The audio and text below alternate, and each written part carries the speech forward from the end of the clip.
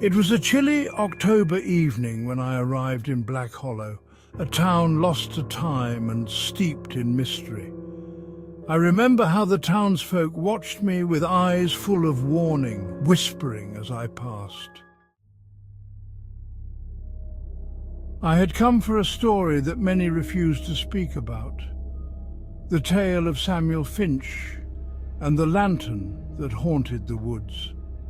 Samuel Finch was once a lighthouse keeper, a man known for his steadfast duty and the deep love he had for a woman named Clara. But when a storm came roaring across the cliffs one fateful night, both Samuel and Clara vanished without a trace. All that remained was the legend of a light that appeared in the woods, searching, calling. Some say it's Samuel forever searching for his lost love, while others believe it's Clara guiding him home. The truth remains shrouded in mystery, but the legend of Samuel Finch endures, whispering through the trees of Black Hollow. I gripped my lantern tightly as I stepped into the forest. The air was cool and damp, the ground littered with leaves that whispered under my boots. Shadows flickered along the trunks of ancient trees, their gnarled branches reaching out like skeletal hands. I had read about this place, but being here, wrapped in its oppressive silence, was different. It felt alive. Crack! A branch snapped behind me, and I spun around, heart hammering against my ribs. Nothing. Just the wind rustling the leaves. I took a deep breath, but my unease refused to fade. Then faintly I heard it. A voice, low and mournful, drifted through the trees. Clara, Clara. The hairs on the back of my neck stood on end. The voice was not of the living, that much I knew. My lantern flickered, its warm glow sputtering as if in warning. I held it higher, casting a wider arc of light. Who's there?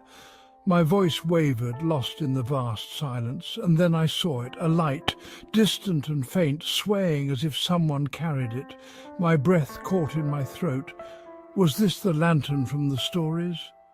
The light grew stronger, moving steadily toward me.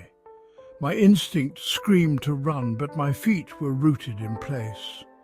As it approached, the figure holding it came into view. Samuel Finch stood before me, dressed in the remnants of his storm-torn coat, eyes hollow, haunted. His lantern glowed a deep, unnatural blue that cast an eerie light across his gaunt features. "Have you seen her?" his voice echoed, a sound that seemed to come from the depths of the earth itself. He took a step forward, the blue flame flickering as though it too was searching. My throat went dry. My words faltered. His gaze shifted, the blue glow of the lantern reflecting in his eyes, and I felt the weight of his sorrow settle on me like a shroud. This wasn't just a haunting. It was the anguish of a soul bound by a promise, unfulfilled and unending. The wind picked up, howling through the trees and carrying with it a song, soft and mournful. It was a lullaby, one that tugged at something deep inside me. Clara's voice, I realized, as clear and ethereal as the moonlight filtering through the branches. Samuel's lantern trembled and his eyes widened, recognition sparking like embers. "She's here, isn't she?" I whispered, though I wasn't sure if I was speaking to Samuel or to the unseen presence that surrounded us. Suddenly a shape emerged from the mist, translucent and radiant, Clara. Her eyes met Samuel's, and I saw the pain and longing melt away, replaced by something warm and profound. The blue flame in Samuel's lantern flared brighter, illuminating the forest in a glow so intense that I had to shield my eyes. When the light dimmed, they were gone. The song had faded, and the woods were silent once more.